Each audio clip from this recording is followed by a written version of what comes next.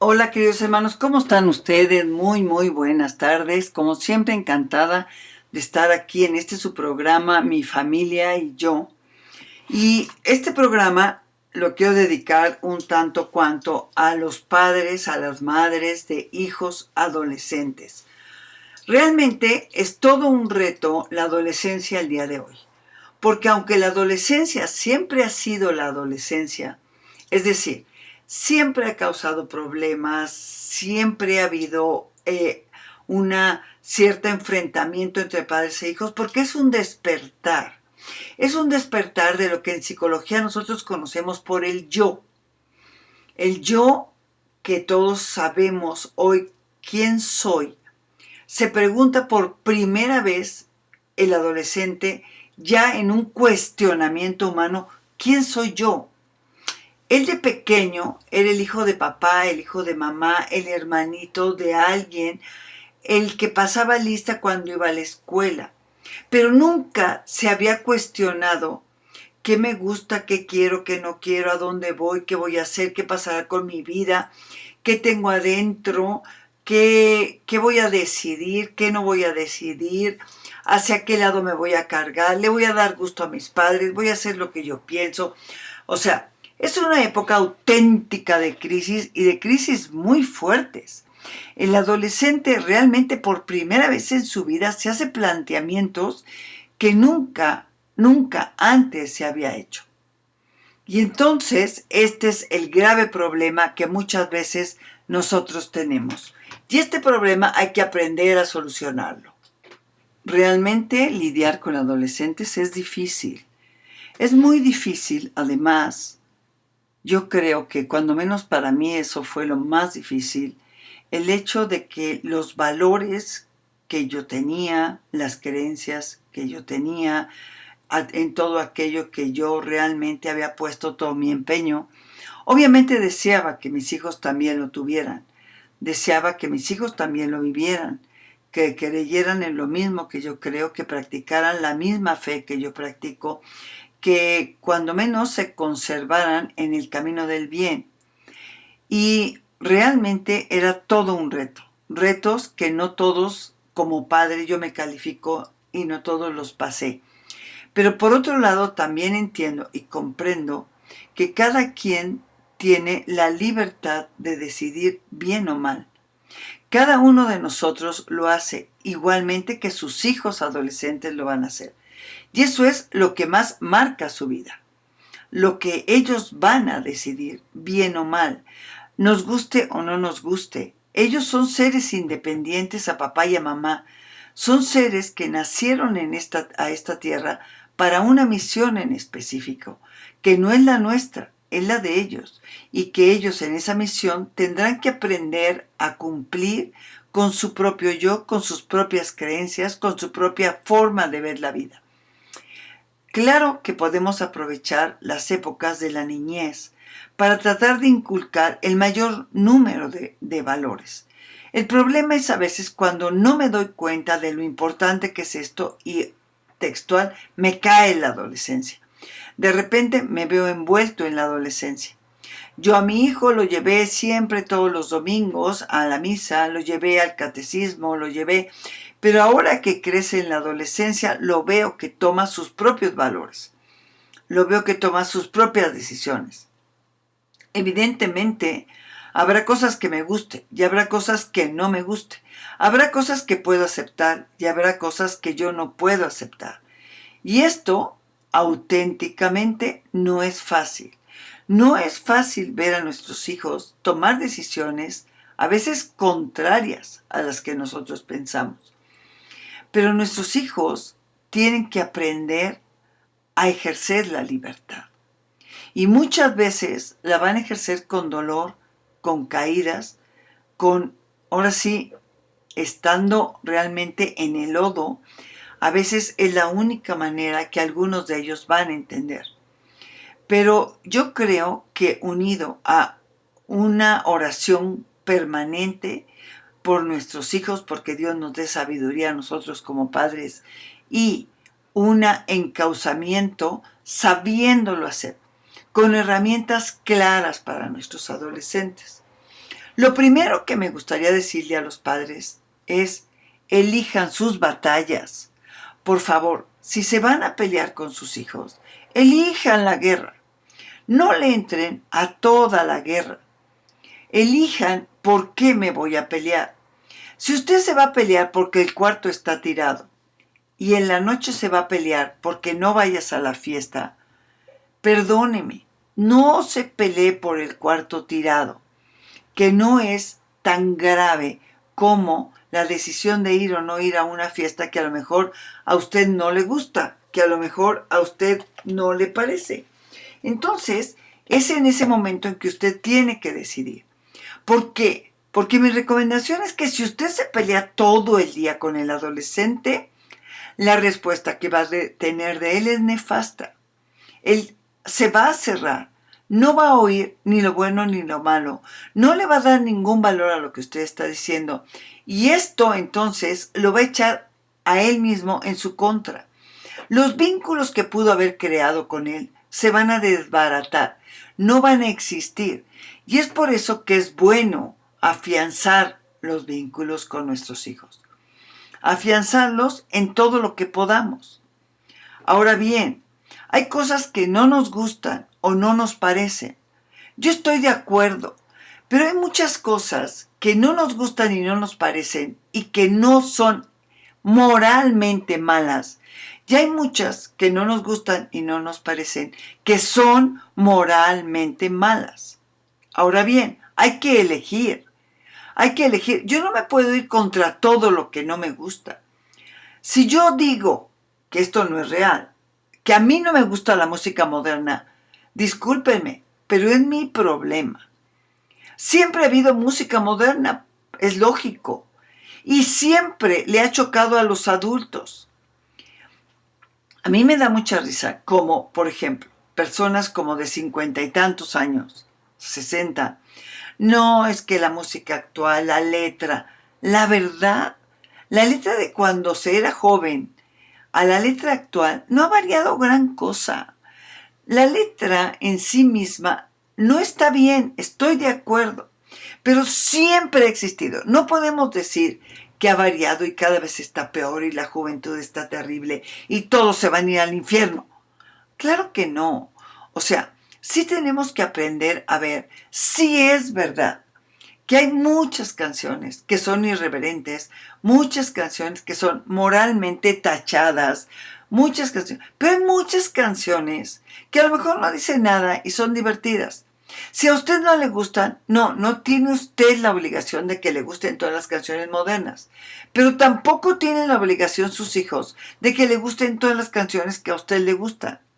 Lo que tenemos que entender en esto, en el fondo, es que hay de gustos a gustos. Me gusta una cosa, no me gusta otra cosa. Y de gustos a gustos se rompen géneros. Yo no quiero obligar a nadie a que le guste algo, pero sí a que lo tolere.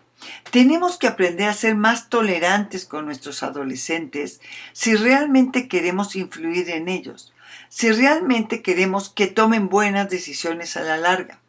Porque tenemos que entender que existe una cosa que se llama la rebeldía adolescente, a donde el adolescente casi por neurona, por hormona, se pone en contra del adulto, de todo el adulto, de todo lo que usted le diga. Entonces, entre más le insista en cosas que lo contrapongan, más se ancla él en lo que es necedad. Es muy fácil podernos encontrar con situaciones adversas con el adolescente. Si yo veo en consulta a unos papás de un joven adolescente, a donde el papá es muy enojón, iracundo, tiene ira muy fácil, se desespera mucho con su hijo. Él, a la edad de su hijo, tenía que trabajar muchísimo para lograr lo que hoy tiene. Pero él iba a una escuela casi de gobierno. Él tenía muy pocos recursos cuando era chico. Cuando su hijo llega a la adolescencia, su hijo se encuentra en una posición económica radicalmente distinta, radicalmente opuesta a lo que su padre le ha dicho. Es cierto todo esto en la oposición que nos encontramos con los adolescentes. Sé bien y conozco que no todos los adolescentes entran en un proceso de rebeldía muy fuerte, pero también todo lo contrario, sumisos completamente, me preocupan mucho. Si yo presumo de que tengo un hijo adolescente, que todo me obedece, que hace lo que yo le pido, que todo lo que yo quiero hacer, él lo hace, pues entonces evidentemente estamos ante la presencia de un chavito que no ha podido encontrar su propio yo, su propio camino, y sigue el camino de los padres sin encontrar su propio yo. Más tarde explicaré por qué esto es delicado y por qué esto es serio también, porque al llegar un poco más adultos se pueden encontrar una persona que los puede manipular fácilmente, que sustituya a los padres. Cuando una persona no es capaz de decidir por sí misma, aunque sea tu hijo adolescente, esto me parece, esto no me parece, esto me gusta, esto no me gusta, es una persona que no ha podido tomar su propio criterio. Y aunque nosotros la sintamos demasiado obediente, psicológicamente hablando, para nosotros es demasiado sumiso. Y alguien demasiado sumiso no puede tomar decisiones a la larga. Entonces, esto tampoco es algo recomendable. Ahora bien, me hace una pregunta una mamá de una pequeña, que la niña, 14, 15 años, que para mí da igual, quiere ponerse 2 agujeros en su oído, en su oreja, no en el oído, en la oreja. Quiere ponerse doble, es decir, quiere usar 2 aretes. Ella evidentemente tiene uno, que yo me imagino que se lo hicieron cuando era bebita. La pregunta que yo le haría a los papás es, ¿por qué usted le hizo un agujero en su oreja? ¿Por qué se lo hizo? No hay respuesta. La única respuesta hay es porque me gusta, porque las mujeres usan aretes, porque me gusta cómo se ven las niñas con aretes. Es gusto, apreciación, gusto, belleza. No hay algo moral, porque moralmente la niña es más moral y ética si usa un arete que si no usa. No es verdad. No hay nada porque se lo puso. Quiero que sepa usted otra cosa muy importante. Hace 40 años, 50, las americanas, los americanos consideraban actos de barbarie a los latinos que le ponían aretes a sus hijas y le hacían un hoyito, un agujero en la oreja. Lo consideraban como barbarie. Hoy ellos mismos se ponen 10,000 aretes en la boca, en la nariz, en la ceja, en el ombligo, en las orejas, donde se les ocurre. Que nos guste o no nos guste es nuestro problema. Hay partes más fáciles de infección que otras. Si hay infección, ¿ya hay un argumento? Respuesta sí. Si te lo pones en la nariz, donde hay fluido, o si te lo pones en la lengua, donde hay fluido, hay más problema. ¿Por qué? El fluido de las glándulas salivales se infecta con más facilidad y por lo tanto voy a tener problemas de infección. Igualmente en la nariz. Yo tengo gripa y hasta para sonarme con un arillo ahí en la nariz, pues me va a infectar, ¿cierto? ¿Ese es un motivo válido? Es un motivo válido. Vas a crear más infección. Pero no hay argumento moral contra ningún orificio. Que hay que cuidar el cuerpo. Entonces no le ponga ninguno. Pero ¿cómo? Le pongo uno sí y los demás no. No hay argumento que lo sostenga. No hay ningún argumento. No me gusta. Soy su papá y no me gusta. Híjole, qué pena me da. Pero usted no tuvo una estatua para ponerle en la sala. Usted tuvo un hijo o tuvo una hija que no son de exhibición, que no me gusta, se vale. No se lo ponga usted. En el buen sentido de la palabra se lo digo. Con la mejor disposición de mi parte para no crearle algún malestar en lo que estoy diciendo. No estoy diciendo lo que usted quiere oír, eso sí lo creo. Usted quisiera oír que yo le dijera, no, porque la Sagrada Escritura dice, no te pongas 2 agujeros en la oreja, solo uno. Yo no lo encuentro en ningún lado. No lo dudo que yo sea muy inculta, no lo dudo. Cultíveme. Dígame dónde lo dice la Biblia y entonces hago mis ajustes a lo que estoy diciendo.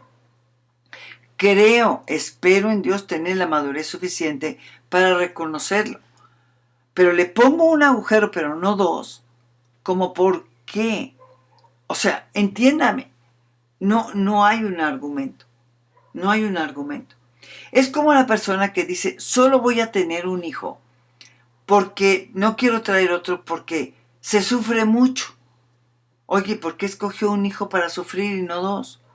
Es que se sufre mucho con los hijos.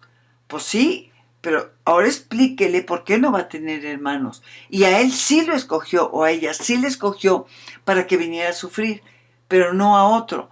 No hay argumento. No hay ningún argumento. Entonces pensemos bien cuando demos una orden, porque esto es terriblemente doloroso. Ahora bien, hay cosas que afectan más. Por ejemplo, un tatuaje.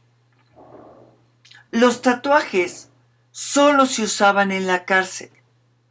Hoy los tatuajes se usan también fuera de la cárcel. El cuerpo tatuado es muy desagradable. Hay que cuidarlo. Sobre todo hay que cuidarlo si vamos a donar sangre.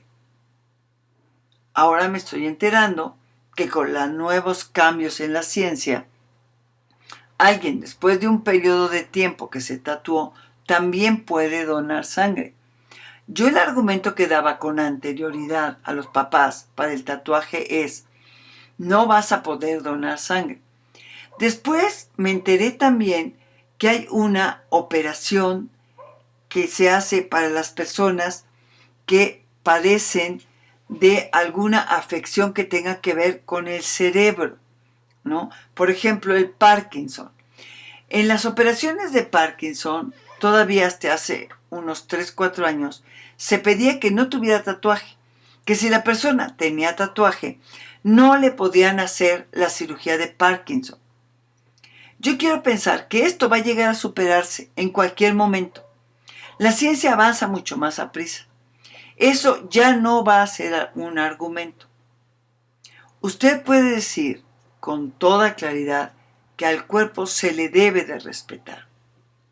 Y yo también estaré de acuerdo con eso.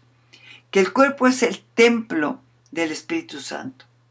Y en el cual yo estoy radicalmente de acuerdo con eso. Lo creo, lo pienso. Ahora bien, al cuerpo, por ejemplo, en el pelo le pintamos el pelo. Su servidora, la verdad, se pinta el pelo. Su servidora también se pone luces en algunas ocasiones. Y muchísima gente que trabaja para el sembrador también se pinta el pelo y se pone luces. Y hablamos con los sacerdotes y nos dicen, pues ¿qué quieren que les diga? Si se quieren pintar el pelo, píntenselo. Esa es la versión que yo he visto. Esa es la versión que conozco. Nos pintamos el pelo. Pero muchas mujeres nos pintamos también los ojos. Y las pestañas. Y las cejas. Y los labios.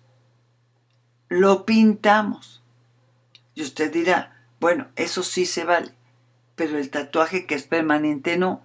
Ok, arguménteselo a su hijo adolescente. Dele los argumentos por qué es permanente.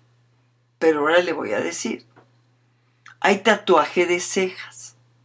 Y hay tatuaje de ojos para mujeres.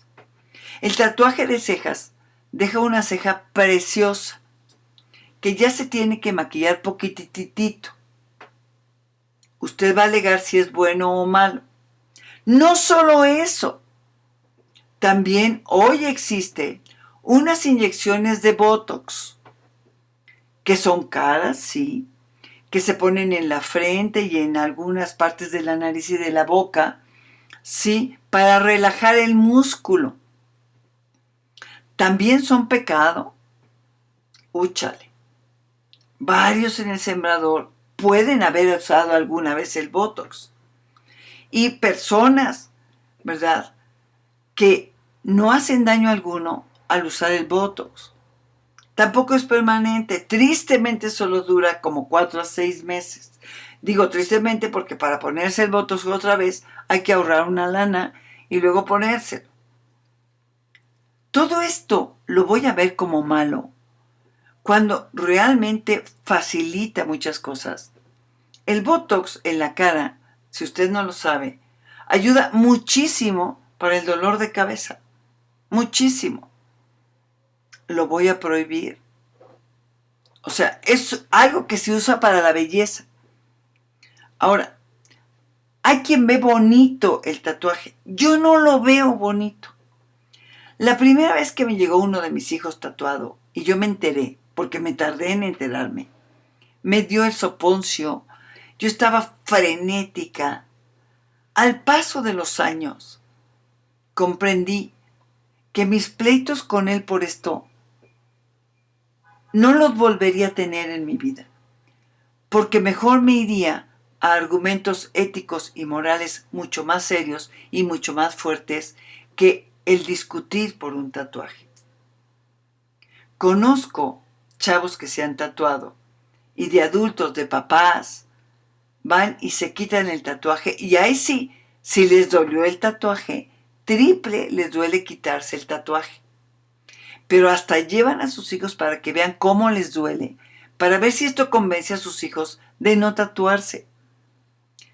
Pero los chavos tienen que estar convencidos por ellos mismos que no quieren tatuarse porque no lo consideran bonito o sano. Esa es la razón. A lo mejor con la aguja que te hacen el tatuaje no está bien desinfectada y te van a meter un SIDA. Puede ser, sí puede ser. Pero ¿cómo? Puede ser si inmediatamente después que usó la aguja con el sidoso se la pone a esa persona, inmediatamente, sin calentarla, porque al calentarla mata el virus del SIDA, ¿no? Entonces, es un problema, porque los argumentos se nos agotan en este tema. Los argumentos se nos acaban en este tema. Mientras no sea algo moralmente malo, que le haga daño moralmente, es muy difícil combatir por no me gusta, porque el gusto varía, la época varía, los chavos varían. ¿Y qué vamos a hacer? ¿Vamos a excomulgar a todos los que tienen un tatuaje? ¿O a todas las niñas que se pusieron 2 aretes? ¿Las vamos a sacar de la iglesia por lo que hicieron? Cuando ni siquiera lo encontramos en la Biblia puesto todos estos de lo que nosotros hemos hablado. Nada más acentuando un poco esto. Para la época de aproximadamente los 50, 1950, se consideraba prostituta a la mujer que se pintara la boca, los labios de color. La mujer no podía pintarse los labios porque eso era propio de las prostitutas. ¿Usted lo cree hoy en día? ¿Usted realmente apoya esto? O sea, esto es lo que viene a suceder. No podemos cerrar los ojos. No nos gusta, estoy de acuerdo. No tiene que gustarle. Pero qué difícil si lo prohíbe, porque va a tener una guerra en casa sin argumentos.